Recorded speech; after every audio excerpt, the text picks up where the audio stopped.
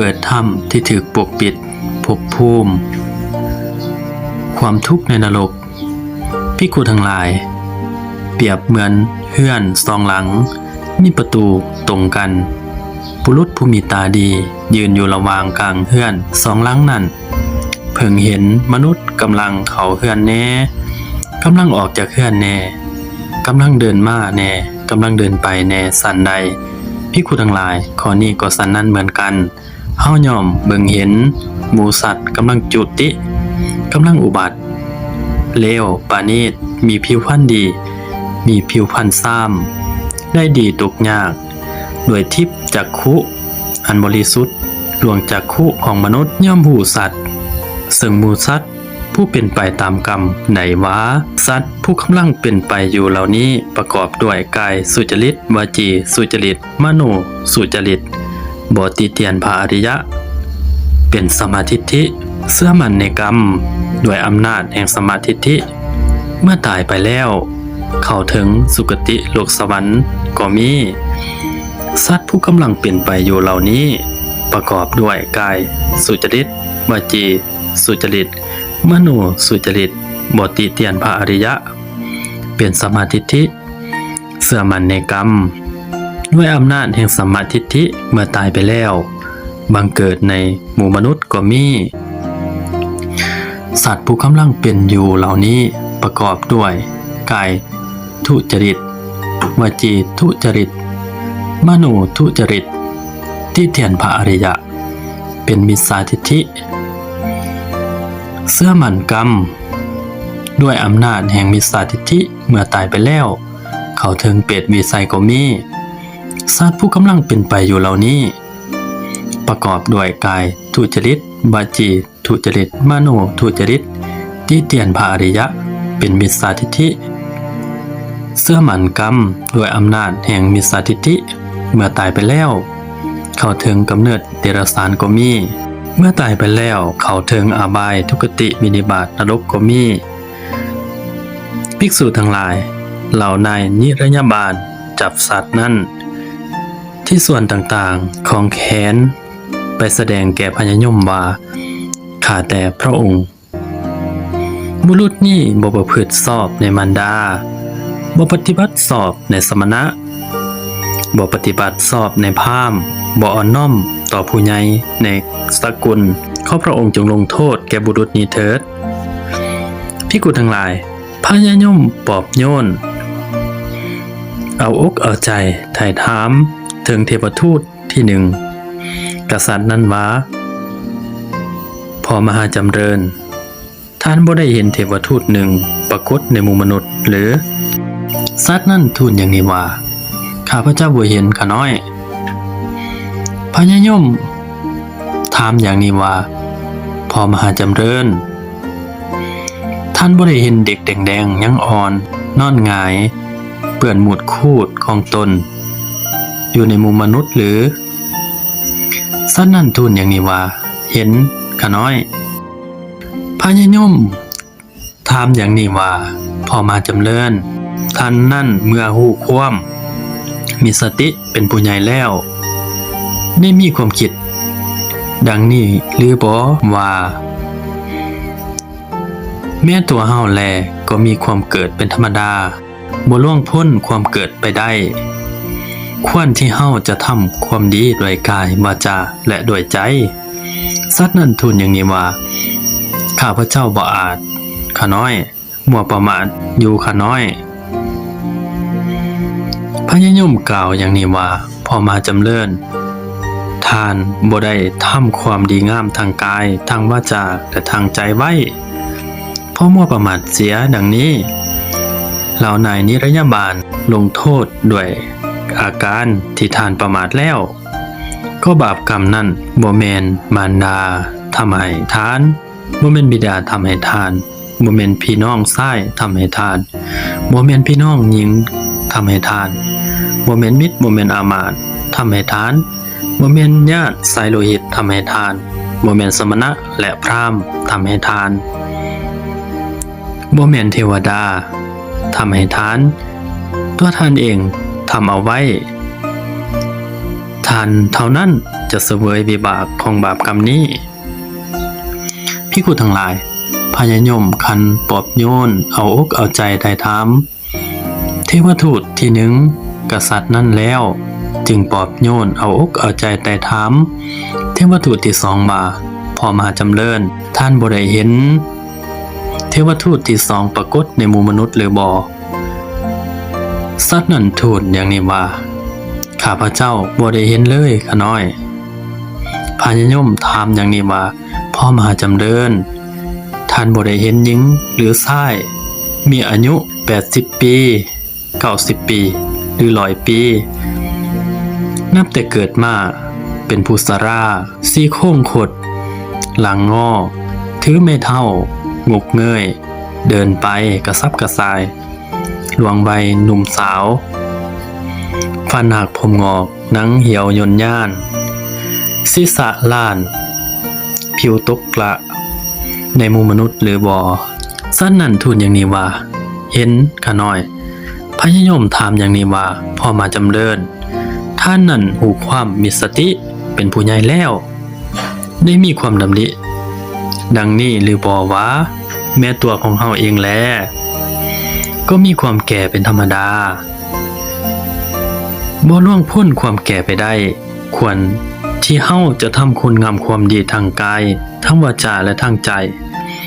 สัตว์นั้นทูลอย่างนี้ว่าข้าพเจ้าบ่อาจข้าน้อยมัวประมาทเสียข้าน้อยพญายมกล่าวอย่างนี้ว่าพอมาจำเริญท่านบ่ได้ทำดีทั้งกายทั้งวาจาและทางใจไว้พอมัวประมาทดังนั้นแล้วเหล่านายนิรยาบาลจะลงโทษด้วยอาการที่ท่านประมาทแล้วก็บาปกรรมนี้แลบ่แม่นมารดาทำให้ทานบ่แม่นบิดาทำให้ทานบ่แม่นพี่น้องชายทำให้ทานบ่แม่นพี่น้องยิ่งทำให้ทานบ่แม่นมิตรอามาตย์ทำให้ทานบ่แม่นญาติสายโลหิตทำให้ทานบ่แม่นสมณะและพราหมณ์ทำให้ทานบ่แม่นเทวดาทำให้ทานตัวทานเองทำเอาไว้ทานเท่านั้นจะเสวยวิบากกรรมของบาปกรรมนี้ภิกขุทั้งหลายพญายมคันปลอบโยนเอาอกเอาใจไต่ถามเทพทูตที่สองกับสัตว์นั่นแล้วจึงปลอบโยนเอาอกเอาใจไต่ถามเทวทูตที่สามต่อว่าพอมาจำเริญท่านบ่ได้เห็นเทวทูตที่สามปรากฏในหมู่มนุษย์หรือบ่สัตว์นั้นทูลอย่างนี้ว่าข้าพเจ้าบ่เห็นเลยข้าน้อยพญายมถามอย่างนี้ว่าพอมาจำเริญท่านบ่ได้เห็นหญิงหรือชาย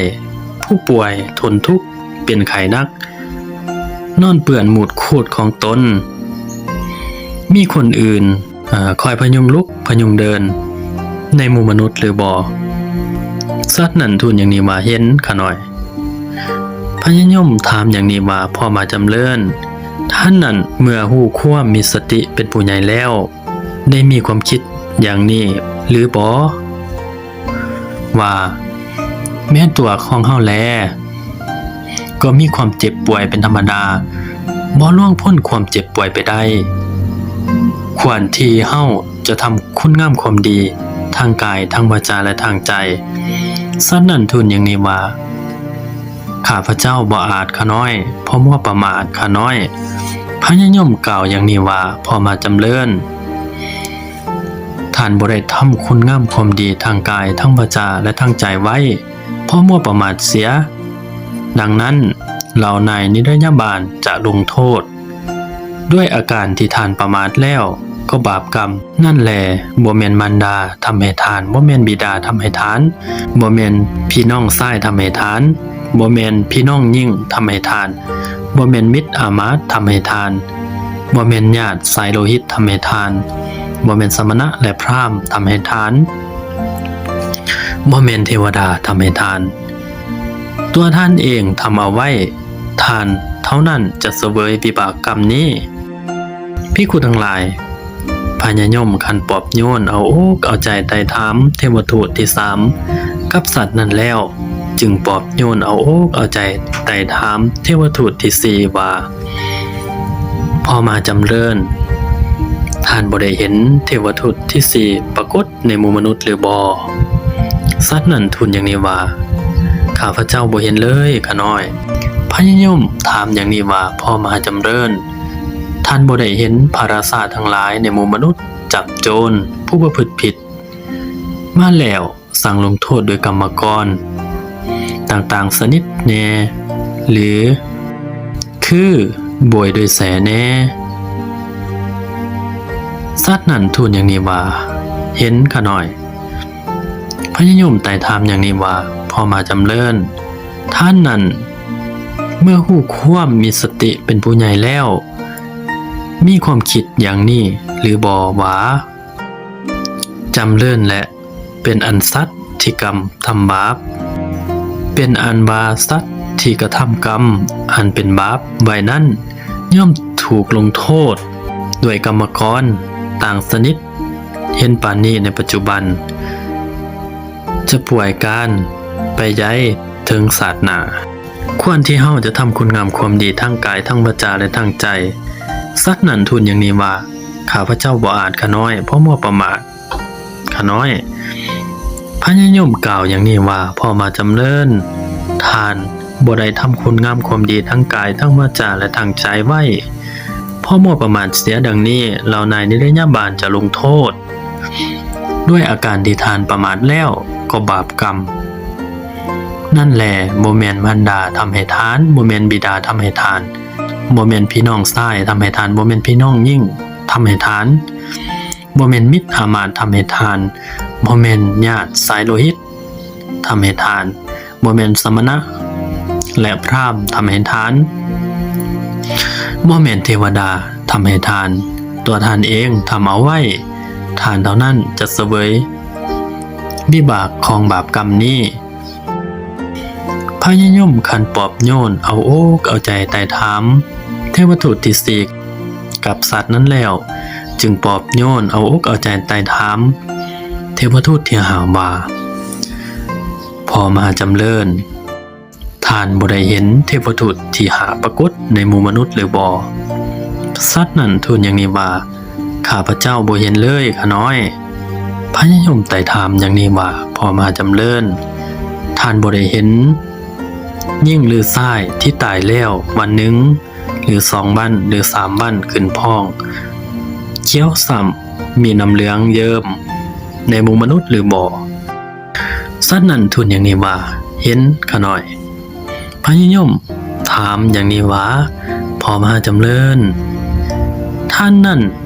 เมื่อฮู้ความมีสติเป็นผู้ใหญ่แล้วได้มีความคิดดังนี้หรือบ่ว่าแม้ตัวเฮาเองแลก็มีความตายเป็นธรรมดาบ่ล่วงพ้นความตายไปได้ควรที่เฮาจะทำคุณงามความดีทางกายทางวาจาและทางใจสัตว์นั้นทูลอย่างนี้ว่าข้าพเจ้าบ่อาจข้าน้อยเพราะมัวประมาทข้าน้อย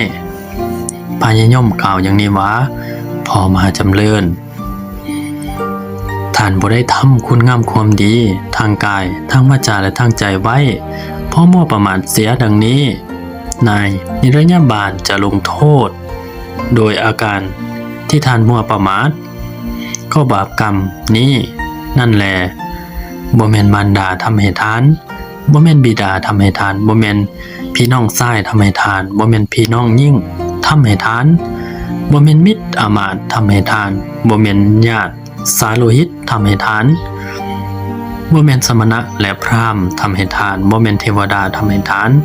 ตัวทานเองทำเอาไว้ทานนั้นจะเสวยของบาปกรรมนี้ภิกขุทั้งหลายพญายมขันปอบโยน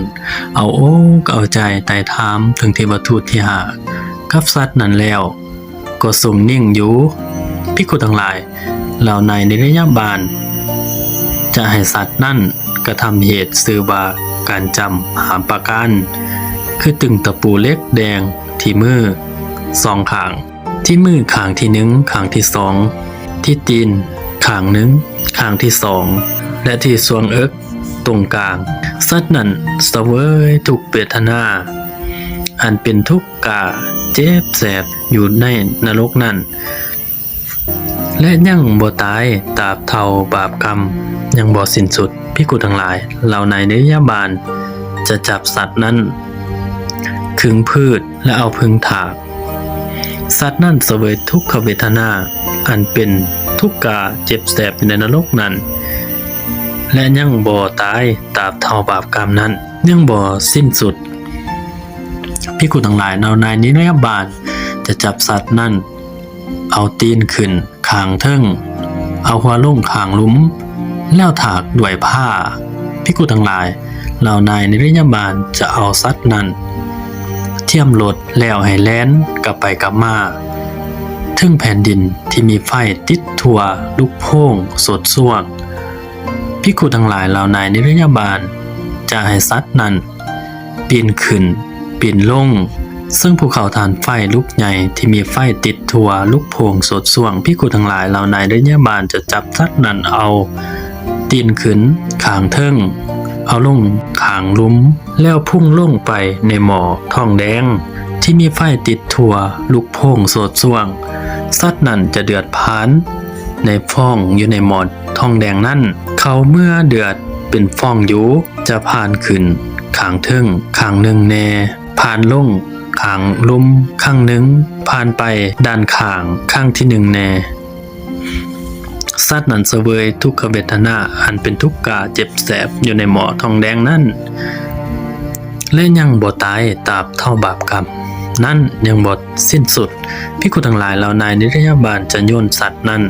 เข้าไปในมหานรกก็มหานรกนั้นแล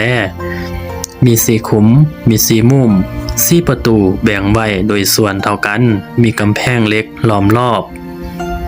ขอบไว้ด้วยแผ่นเหล็กพื้นของมหานรกนั้นล้วนเต็มไปด้วยเหล็กลูกโป่งแผ่ไปตลอดห้อยโยดหอบขางตั้งอยู่ทุกเมื่อภิกขุทั้งหลายและมหานรกนั้นมีเปลวไฟจากผาด้านหน้าจุดผาด้านหลังพุ่งจากผาด้านหลังไปผาด้านหน้าพุ่งจากผาด้านเหนือจนไปถึงผาด้านใต้พุ่งจากผาด้านใต้จนถึงผาด้านเหนือพุ่งจากผาด้านหลุมจนถึงข้างเทิงพุ่งจากข้างเทิงจนถึงด้านหลุมสัตว์นั้นเสวยทุกขเวทนาอันเป็นทุกข์กาเจ็บแสบอยู่ในมหานรกนั้นและยังบ่ตายตราบเท่าบาปกรรมนั่นยังบ่สิ้นสุดภิกขุทั้งหลายเหล่านายนิรยาบาลจะโยนสัตว์นั้น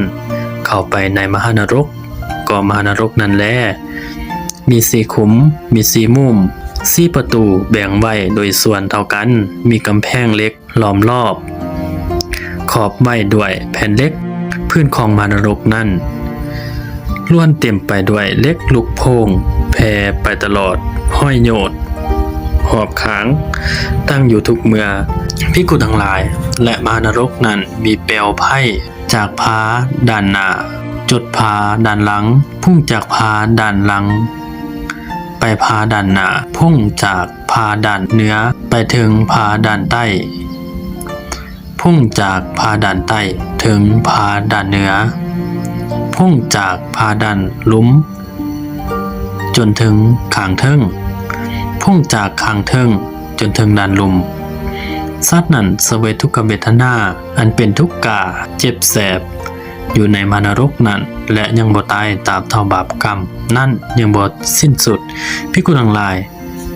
ย่อมมีสมัยในบางครั้งบางคราวโดยล่วงระยะการยาวนานประตูด้านหน้าของมหานรกเปิดสัตว์นั้นจะหีบแล่นไปยังประตูนั้นโดยไว้ย่อมถูกไฟไหม้ผิวไหม้หนังไหม้เนื้อไหม้เอ็นไหม้กระดูกทั้งหลายก็เป็นควันตกแต่อวัยวะที่สัตว์นั้นยกขึ้นแล้วกลับคืนสู่รูปเดิมทันทีในขณะที่สัตว์นั้นใกล้จะถึงประตูนั้นจะปิดสัตว์นั้นยอมเสวยทุกขเวทนา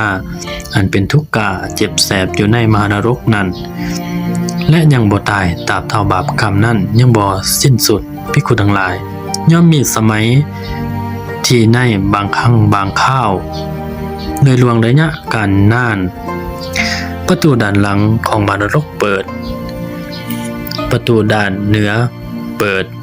ประตูด้านใต้เปิดสัตว์นั้นจะหีบแลนไปยังประตูโดยไวย่อมถึกไฟไหม้ผิวไหม้หนังไหม้เนื้อไหม้เอ็นไหม้กระดูกทั้งหลายก็เป็นควันตบแต่อวัยวะที่สัตว์นั้นยกขึ้นแล้วจะกลับคืนสู่รูปเดิมทันทีในขณะที่สัตว์นั้นใกล้จะถึงประตูนั้นจะปิดสัตว์นั้นย่อมเสวยทุกขเวทนาอันเป็นทุกข์กาเจ็บแสบอยู่ในมหานรกนั้นและยังบ่ตายตราบเท่าบาปกรรมนั้นยังบ่ที่สิ้นสุดภิกษุทั้งหลายย่อมมีสมัยหนึ่งในบางครั้งบางคราวโดยลวงระยะการนานประตูด้านหน้าของมหานรกเปิดสัตว์นั้นจะหีบแลนไปยังประตูนั้นโดยไวย่อมถึกไฟไหม้ผิวไหม้หนังไหม้เนื้อไหม้เอ็นแม้กระดูกทั้งหลายก็เป็นควันตบแต่อวัยวะที่สัตว์นั้นยกขึ้นแล้ว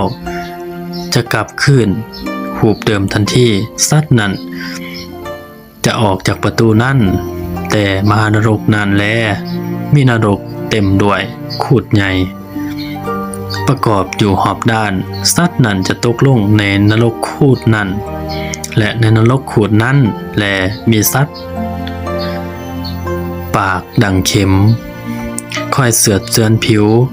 และเสือดเสือนหนังแล้วเสือดเสือนเนื้อแล้วเสือดเสือนเอ็นแล้วเสือดเสือนกระดูกและกินเยื่อในกระดูกสัตว์นั่นยอมเสวยทุกขเวทนาอันเป็นทุกข์กาเจ็บแสบอยู่ในนรกคูดนั่นและยังบ่ตายตราบเท่าบาปกรรมนั่นยังบ่สิ้นสุดภิกษุทั้งหลายและนรกคูดนั่นมีนรกเต็มไปด้วยเท่าเรื่องใหญ่ขี้เท้าห่อนประกอบอยู่หอบขางสัตว์นั้นจะตกลงในนรกเท่าเรื่องนั้นสัตว์นั้นย่อมเสวยเวทนาอันเป็นทุกข์กาเจ็บแสบอยู่ในนรกและยังบ่ตายตราบเท่าบาปกรรมนั้นยังบ่สิ้นสุดภิกษุทั้งหลายและนรกเท่านั้นมีปางหิ้วใหญ่ประกอบอยู่หอบขางต้นสูงไปโยชน์หนึ่งมีน้ำยาว16องคุรีมีไฟติดทั่วลูกโป่งสดช่วงเหล่าในระยะบาลจะบังคับให้สัตว์นั่นขึ้นลงที่ต้นงิ้วนั่นสัตว์นั้นย่อมเสวยทุกขเวทนาอันเป็นทุกข์กาเจ็บแสบอยู่ในต้นงิ้วนั่นและยังบ่ตายตราบเท่าบาปกรรมนั่นยังบ่สิ้นสุดภิกษุทั้งหลายและปางงิ้วนั่นมีป่าไม้มีใบไม้เป็นดาบใหญ่ประกอบอยู่หอบด้านสัตว์นั้นจะเข้าไปในป่านั้นจะถือใบไม้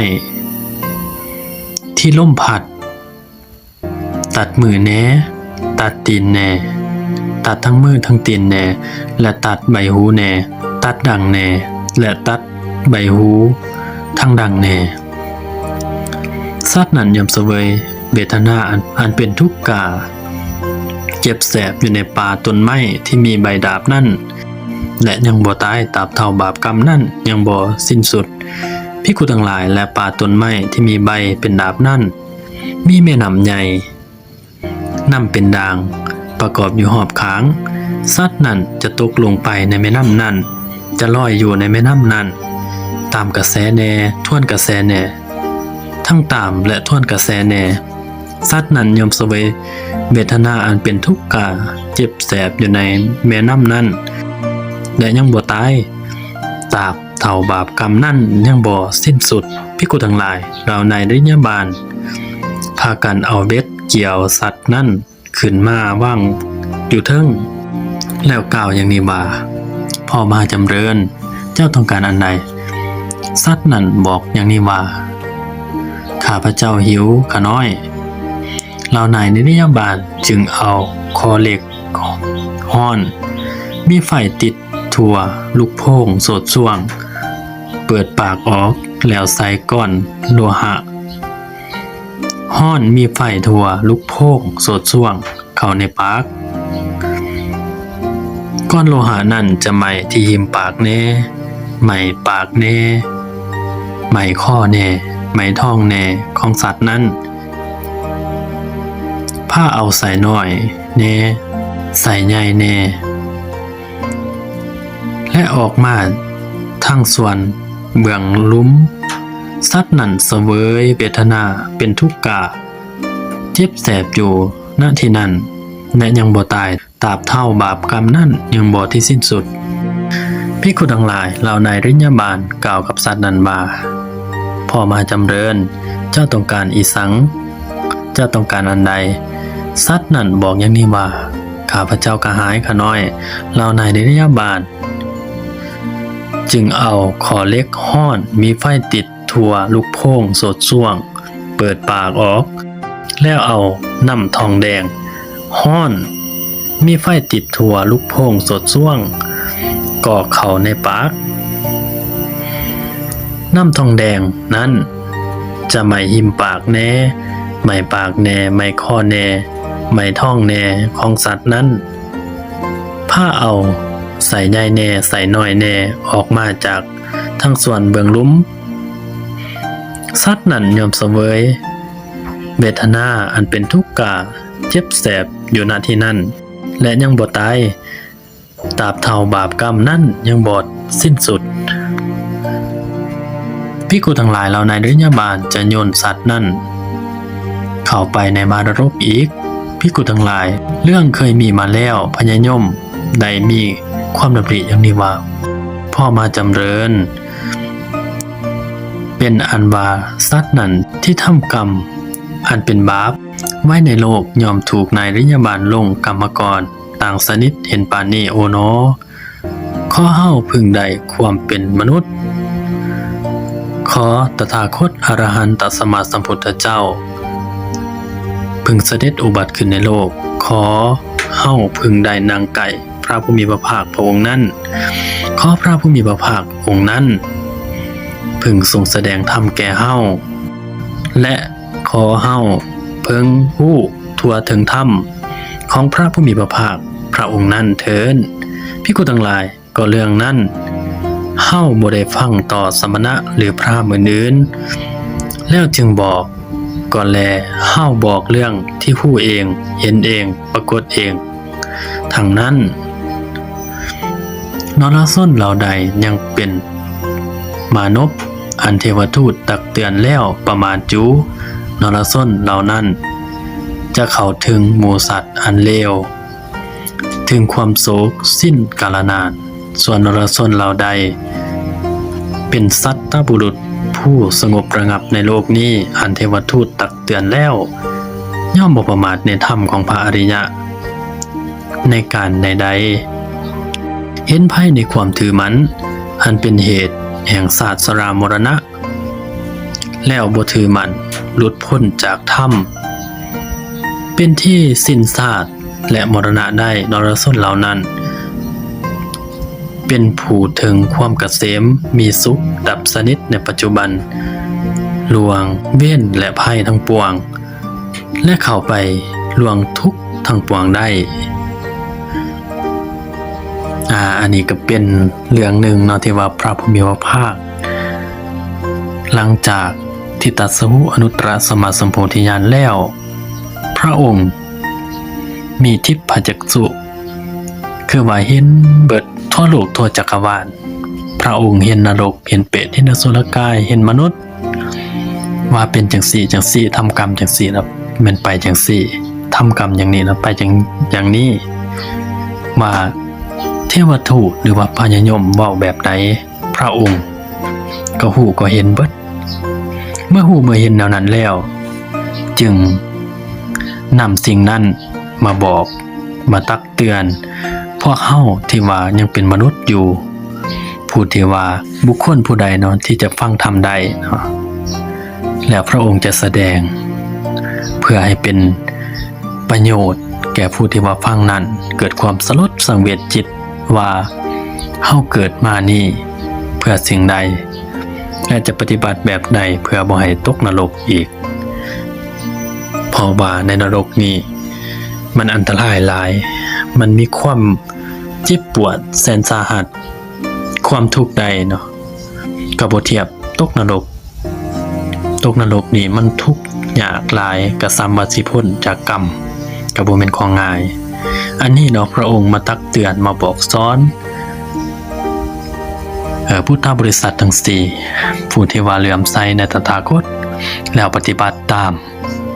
บ่หลงหนทางบ่ทำกรรมชั่วสร้างคุณงามความดีเฮ็ดจิตใจให้ผ่องใสสำละบาปอกุศลออกจากจิตใจเฮ็ดให้จิตใจเฮาบ่เศร้าหมองและประพฤติในศีลในธรรมอันนี้ก็จะพ้นจากนรกได้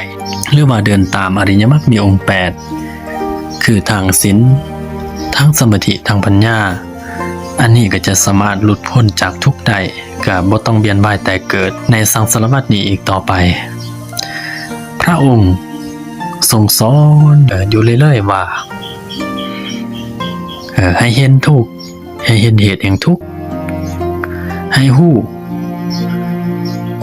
ความดับทุกข์ให้ฮู้ข้อปฏิบัติเพื่อความดับบ่แลงทุกข์อันนี้แม่นพระองค์จะสอนตั้งทุกระดับเลยเนาะตั้งแต่อุบาสกอุบาสิกาไล่มาถึงภิกขุภิกขุณีธรรมก็จะสูงขึ้นยิ่งขึ้นไปเนาะอันนี้เนาะเป็นสิ่งที่สำคัญหลายเพราะว่ายมทูตเพิ่นเตือนเพิ่นเตือนในที่นี้ก็คือพระพุทธเจ้าเพิ่นก็ได้ตัดไว้ในข้างต้นนั้นว่าเห็นคนแก่คนเจ็บคนตายคนถูกลงโทษอันนี้เนาะถือว่าเทวทูตเตือนแล้วเนาะในเมื่อเตือนแล้วถ้าว่าเฮายังเฮ็ดเฉยโดยบ่ได้ประพฤติทางกายทางวาจาใจด้วยสุจริตอันนี้ก็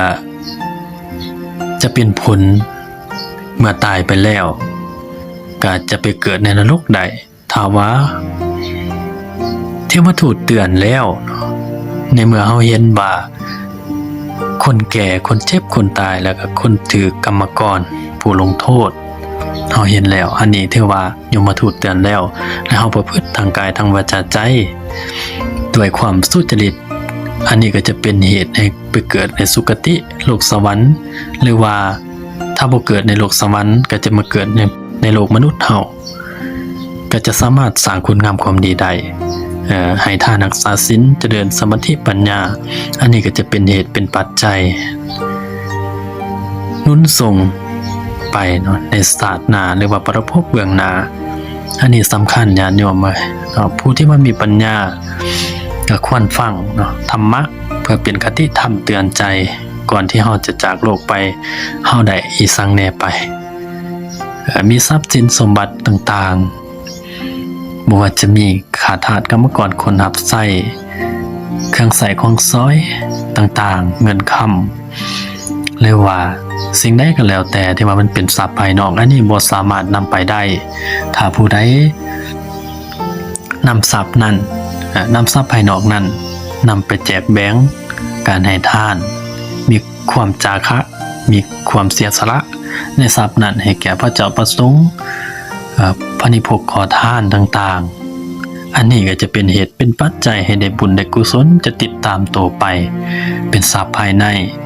ทรัพย์คือศรัทธาทรัพย์คือศีลทรัพย์คือจาคะทรัพย์คือสุตตะทรัพย์คือปัญญาอันนี้แหละจะสามารถติดตัวไปได้สิ่งอย่างอื่นติดตัวไปบ่ได้แม้กระทั่งร่างกายของเฮาเองเมื่อเฮาตายไปแล้วร่างกายของเฮาก็บ่สามารถเอาไปได้แม้แต่เส้นขนอันหนึงเฮาก็บ่สามารถเอาไปได้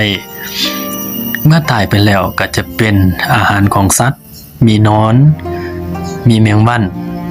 มากินซากศพเหล่านั้นเน่าเปื่อยไป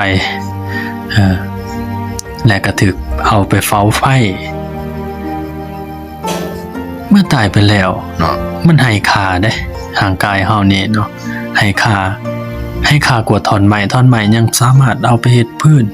ไปดังไฟนึ่งข้าวนึ่งน้ำได้ส่วนคนตายแล้วก็บ่มีค่าหยังมีแต่ความเน่าเหม็นอสุจิอสุภะเป็นความบ่งามเพราะฉะนั้นญาติโยมบ่ต้องห่วงในร่างกายเพราะว่าร่างกายนี้มันบ่แม่นของเฮาเป็นของชั่วคราวเท่านั้นเด้แต่สุดท้ายมันก็แตกสลายไปก็เป็นธรรมดาร่างกายเฮานี่เฮาฮักเฮาถนอมไว้ เช่นว่าเฮาเฮ็ดทุกสิ่งทุกอย่างก็เพื่อตกแต่งร่างกายของเฮาแต่มันอยู่ได้ชั่วคราวชั่วคราวเท่านั้นหลังจากนั้นเฮาก็ทิ่มไว้ร่างกายนี้เนาะทิ่มไว้เด้มันบ่มีหยังเที่ยงแท้แม้กระทั่งโลกที่เฮาอยู่ในปัจจุบันนี้เมื่อผ่านไปล้านปีล้านปีในข้างหน้ามันก็อาจจะแตกสลายไปได้มันบ่มีหยังจีรังยั่งยืนในที่สุดทุกสิ่งทุกอย่างก็เป็นศูนย์บ่มีหยังเด้คือเพิ่นว่าเกิดขึ้นทั้งอยู่แล้วก็ดับไปสิ่งใดมีการเกิดสิ่งนั้นย่อมมีการดับอันนี้มันเป็นอนัตตามันว่าเนาะอนัตตามันบ่แม่นตัวบ่แม่นตนของเฮาแต่ก็บ่ควรยึดถือว่าเป็นตัวเป็นตนของเฮาก็เป็นตัวตนเพียงชั่วคราวเท่านั้นในที่สุดนะมันก็จากไปคือทุกคนที่ว่าเกิดมานี่ก็บ่พ้นจากความแก่ความเจ็บความตายก็สิตายเบิดทั้งนั้นเนาะเพราะฉะนั้นแล้วญาติโยมก็บ่ควรเบียดเบียนกันควรหักแพงกันควรที่จะทนุถนอมควรส่งเสริมสิ่งที่มันเป็นกุศลเราก็ควรส่งเสริมซึ่งกันและกันบ่ว่าจะเหตุการณ์งานต่างๆอยู่ในสังคมการสร้างน้ำกระทำบุญการบริจาคการให้ทานบ่ว่าจะเป็นมูลนิธิหรือว่าโรงพยาบาลโรงหมอสิ่งที่ว่าจะประสวยคนใดเฮาก็สวยไปสร้างวัดสร้างศาลาก็สร้างไปพอรักษาศีลอุโบสถเฮาก็รักษาไปอันนี้แหละมันจะเป็นปัจจัยเป็นบุญเป็นกุศลติดตัวเฮาไปสู่สัมปายภพบุญย่อมเป็นที่พึ่งของสัตว์ทั้งหลายทั้งโลกนี้และโลกหน้าอาตมาเนาะเทศนามื้อนี้ก็ถือว่าสมควรแก่เวลาแล้วเนาะจังไดก็ขออวยพรใส่ให้แก่ญาติโยมพุทธบริษัททั้งหลายผู้ที่ว่าภายในศีลภายในธรรมทั้งหลายก็ขอให้มีความสุขทางกายทางใจสิ่งใดที่ว่าเป็นไปด้วยชอบประกอบไปด้วยธรรมก็ขอให้สิ่งนั้นจงสำเร็จปรารถนาสิ่งใดก็ขอให้ได้ตามความมุ่งมั่นปรารถนาและในที่สุดก็ขอให้ทุกคนถึงพังแห่งพานิพพานโดยทั่วกันทุกคนทุกรูปทุกนามด้วยเถิดสาธุ